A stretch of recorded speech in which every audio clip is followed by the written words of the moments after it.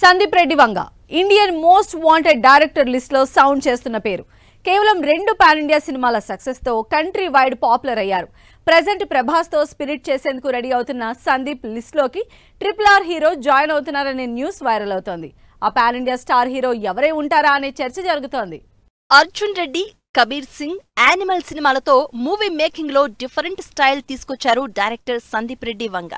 సినిమాలోని హీరోల క్యారెక్టరైజేషన్ ను అగ్రెషన్ తో నింపి హీరోయిజానికి న్యూ డెఫినేషన్ ఇచ్చారు.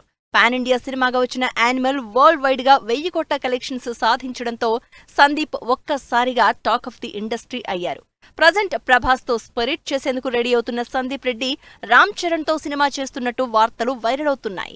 డైరెక్టర్ సందీప్ రెడ్డి వంగ గ్లోబల్ స్టార్ రామ్ చరణ్ కాంబోలో ఓ మూవీ రాబోతోందనే న్యూస్ వైరల్ అవుతోంది.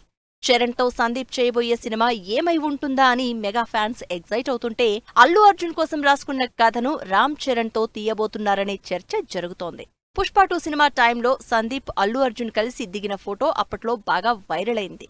ఈ ఇద్దరి కాంబోలో సినిమా వస్తుందని అంతా అనుకున్నారు. కట్ చేస్తే ఇప్పుడు ఈ లిస్ట్ లోకి రామ్ చరణ్ యాడ్ అయ్యారు.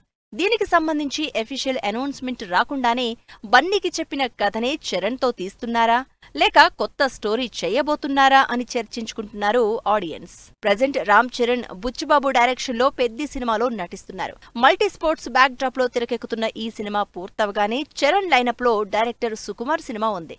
పెద్ది కంప్లీట్ చేసుకుని చరణ్ ఎప్పుడెప్పుడు వస్తారని ఎదురు చూస్తున్నారు సుకుమార్. ఇటు సందీప్ రెడ్డిది కూడా సేమ్ సిచ్యువేషన్. ప్రభాస్ తో స్పిరిట్ ను స్టార్ట్ చేసే పనిలో ఉన్నారు. మెక్సికోలో ప్రీ ప్రొడక్షన్ వర్క్ అంతా కంప్లీట్ చేసుకుని ప్రభాస్ కోసం ఎదురు చూస్తున్నారు. ఈ సినిమా తర్వాత రణబీర్ కపూర్ తో చేయాల్సిన యానిమల్ పార్క్ సందీప్ లైనప్ లో ఉంది. ఈ 2 ప్రాజెక్టులు పూర్తయితేనే రామ్ చరణ్, సందీప్ రెడ్డి కాంబో తెరపైకి వచ్చే ఛాన్సెస్ ఉన్నాయంటున్నారు ఆడియన్స్.